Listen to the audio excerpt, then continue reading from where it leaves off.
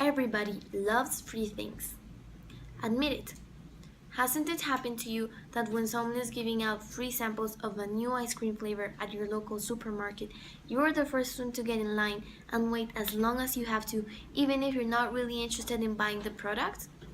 If you really enjoy the sample though, you will obviously try to snatch another one while trying to trick the employee into thinking that you haven't had any at all. You will probably get away with this a few times until the employer realizes what's been happening and forbids you from continuing with your mischievous task. You see, this situation has been happening in a larger scale for quite some time now, right under our noses. Our beautiful and vast planet Earth is about 4,600 million years old. The first signs of photosynthesis were experienced 1.5 million years ago. The first human's footsteps marked the Earth's soil about 200,000 million years ago, and only about 50 years ago we began to experience the effects of climate change. Our race, the Homo sapiens, has only been present in the Earth's immense timeline as 0.2%, yet we have managed to do the most harm by taking advantage of what has been entrusted to us and not giving back, nor thinking about the effects this could have in our future. Not only that, nowadays humans are convinced that what makes the earth go round is money, exploiting every last bit of resources just to improve their economy, and having strong ties to influential countries, all of which revolves around the desire for power. How long before the earth resembles the supermarket's employee, comes to sense, and stops providing the natural and essential resources that keep us from extinction? Scientists argue that the beginning of the end has already started.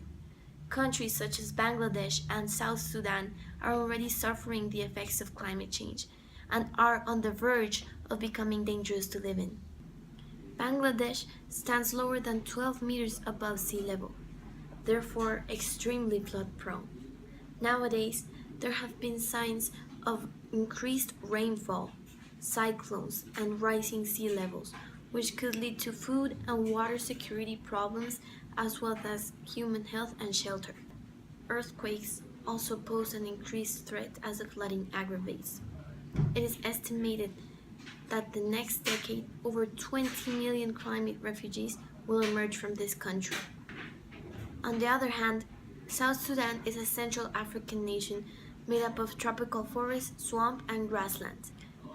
But everything is changing due to climate change. The rainy season has become shorter and drought has become an increasing concern.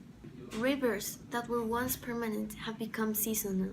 Water is scarce, and about 50% of the population doesn't have access to potable water. Rainfall patterns have become so unpredictable that farmers simply do not know when to plant crops. Desertification and soil erosion have become a major issue, indicating the difficulty of reversing the impacts of climate change in South Sudan.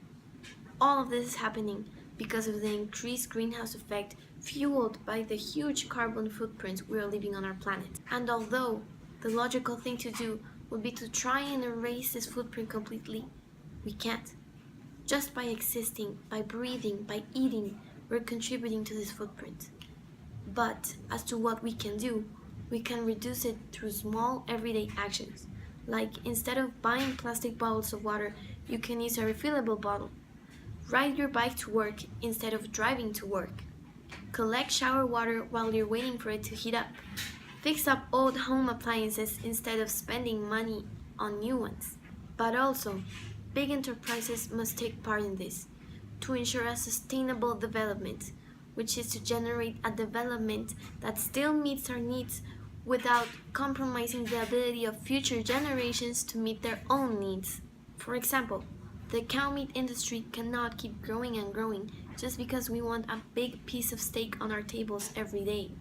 Believe it or not, the methane gas coming from these animals also enhances the greenhouse effect. This term also refers to making a thorough use of raw materials and not waste them, because sooner or later we have to come to the realization that we're using up our resources economically, socially, and most importantly, environmentally. Several countries, like Colombia, have already come to sense and have adopted the UN Sustainable Development Agenda, which includes 17 goals to transform our world, like ending hunger, poverty, and reducing inequality.